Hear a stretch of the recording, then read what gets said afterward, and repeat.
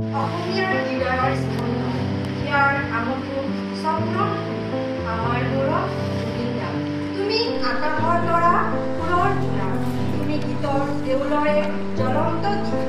তোমাৰ গানত থাকে জীৱনৰ গাথা, বেদনাৰ মাজতো আশাৰ পাথা।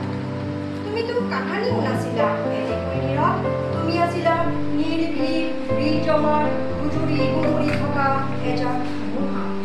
আৰ্তজনৰ মুখত দিয়া ভগৱান ভক্তিৰ সেই এমুঠি তুমি অবিহনে সমগ্ৰ বিশ্বখন আজি বাকৰুদ্ধ আৰু স্তব্ধ বস্তুৰে আৱৰ হৈ গৈছে সকলোতে।